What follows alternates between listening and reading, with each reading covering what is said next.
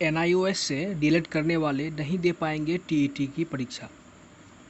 ऐसे बहुत सारे न्यूज़ हैं जो कि यह न्यूज़ आज की है, लेकिन बात यहाँ चल के आती है कि एनआईओएस से जो डीएलएड कराए गए वो अवैध किस प्रकार से है।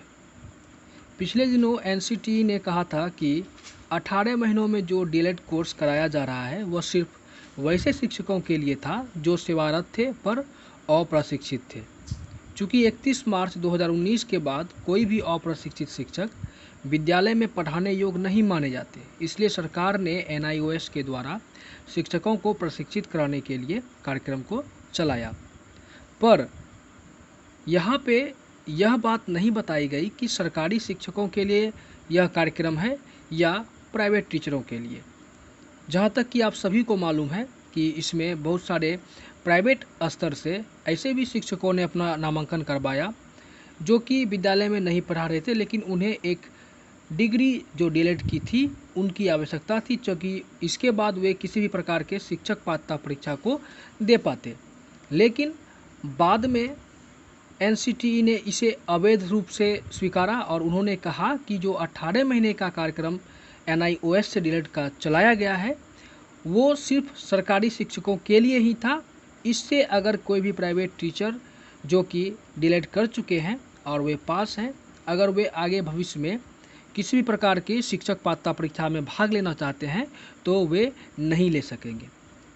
उसके बाद बहुत सारे अभी तक ऐसे शिक्षक हैं जिनके कि रिजल्ट आने के बाद भी वे अब्सेंट या फेल कुछ इस प्रकार से उनकी रिजल्ट अभी तक पेंडिंग है और अभी तक मानव संसाधन कार्यक्रम के द्वारा ऐसा कुछ भी नहीं कहा गया है कि कब तक उनकी दूसरी एग्ज़ाम ली जाएगी। ऐसा अभी तक न्यूज़पेपरों में नहीं आया है कि कब तक एग्ज़ाम ली जाएगी। ऐसे में शिक्षकों के साथ एक नई घटना घटती है यह कि 18 माह का डीएलएड कार्यक्रम जो किए हुए हैं वे किसी भी प्रकार की शिक्षक पात्रता परीक्षा नहीं दे सकते हैं, वे सरकारी शिक्षक बनने के योग्य नहीं हैं। क्योंकि इस एक डीएलएड कार्यक्रम को पास करने में शिक्षकों ने अपने बहुत सारे समय को भी व्यतीत किया और बहुत सारे अपने पैसे को भी व्यतीत किया, लेकिन यह डिग्री अमान्य हो गई। पिछले दिनों एक न्यूज़ आया था, आप लोगों ने पढ़ा होगा कि उसमें कहा गया था कि आर.के. महाजन के डुप्लीकेट पत्र को वायरल करके ऐसा कहा गया कि एनआईओएस डीएलएड की डिग्री अमान्य है। लेकिन आज उसी पत्र के बारे में पेपर में यह कहा जा रहा है कि वह पेपर सही था, वह पत्र सही था और एनआईओएस से डीएलएड जो भी किए हैं वह अमान्य है, अवैध है। यहाँ पे सरकार की नीति मुझे ठीक नहीं लगती। और बात करें तो डीएलएड ऐसा स्पष्ट हो रहा है, बार बार लगभग जुलाई से ही ऐसे न्यूज़पेपरों में बातें चल के आ रही है कि एनआईओएस से डीएलएड की डिग्री अमान्य है।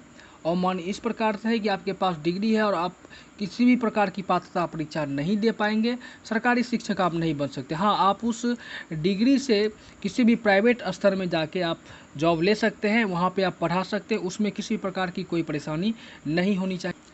पिछले दिनों एनसीटीई के फैसले आने का इंतज़ार था, लेकिन आज के न्यूज़पेपर में जो कहा जा रहा है वो मैं अभी आपको बताता हूँ। न्यूज़पेपर में कुछ इस प्रकार से है कि टीईटी की अर्हता में भी 2 साल का प्रशिक्षण डिग्री अनिवार्य।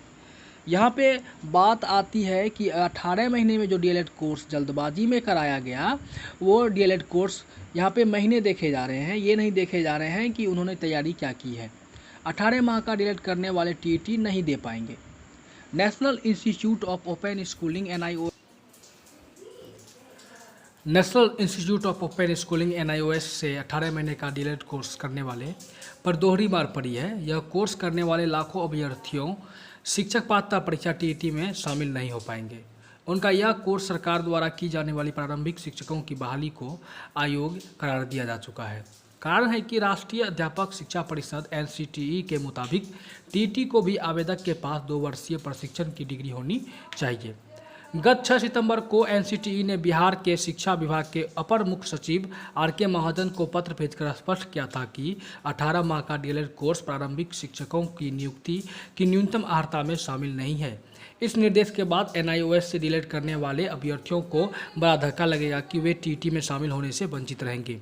18 माह का यह कोर्स टीईटी में शामिल होने के लिए आधिकारिक योग्यता नहीं है। विदित है कि शिक्षक बनने के लिए टीईटी पास होना जरूरी है और टीईटी में बैठने के लिए 2 वर्षीय डीएलएड। बहरहाल इस फैसले को असर देशव्यापी होगा।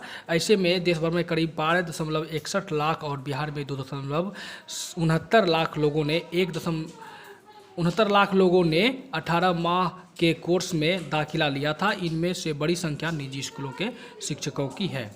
एनसीटी ने हाल ही में निर्देश जारी कर यह स्पष्ट किया कि अपने हाल में निर्देश में एनसीटी ने साफ साफ बिहार सरकार को कहा था कि शिक्षक बहाली के लिए 2 वर्षीय डीएलएड कोर्स चाहिए। एनसीटी ने यह भी कहा कि एनआईओएस से प्रशिक्षण लेने वाले का कोर्स इन सर्विस ट्रेनिंग था। उधर बच्चों के अनिवार्य एवं मुफ्त शिक्षा कानून आरटीआई 2009 के प्रावधानों के मुताबिक एनसीटीई के द्वारा शिक्षक पद हेतु अर्हता और शिक्षक पात्रता परीक्षा की जो मार्ग निर्देशिका जारी है उसके अनुसार की कक्षा 1 से 8 के शिक्षकों के लिए प्रारंभिक शिक्षा में 2 वर्षीय डिप्लोमा जरूरी है, चाहे कोई भी नाम दिया गया हो अनिवार्य है। इसलिए टीईटी में 18 महीने के डीएलएड डिग्रीधारियों को बैठने का प्रावधान नहीं है। 6 माह के बीच कोर्स की मांग। ऐसा शिक्षकों ने सोचा है कि एनआईओएस से 1.5 साल का डीएलएड कोर्स करने वाले अभ्यर्थी एनसीटी के फैसले के खिलाफ कोर्ट जाने की तैयारी में हैं। वे न्यायालय से हस्तक्षेप की गुहार लगाएंगे। इनकी मांग है कि एनसीटी उनके लिए 6 माह की अतिरिक्त ट्रेनिंग की व्यवस्था कर उसके ब्रिज कोर्स के रूप में मान्यता दे, ताकि उनकी जो यह 18 माह की डीएलएड कोर्स है वह एक अच्छी और संवैधानिक डीएलएड कोर्स मानी जाए, ताकि वे किसी भी शिक्षक पात्रता परीक्षा में भाग ले सके। अन्यथा उनके समय और पैसे की यहाँ पे दोनों प्रकार से सिर्फ नुकसान है, बाकी यहाँ पे कुछ भी नहीं बताया जा रहा है। बार बार एनसीटी के अनुसार सिर्फ यही कहा जा रहा है कि एनआईओएस से डीएलएड करने वाले शिक्षक किसी भी सरकारी शिक्षक बनने के अयोग्य हैं। वे अपने अनुसार से अगर टीईटी में बैठना चाहते हैं तो उन्हें 2 वर्षीय डिप्लोमा कोर्स करना जरूरी है।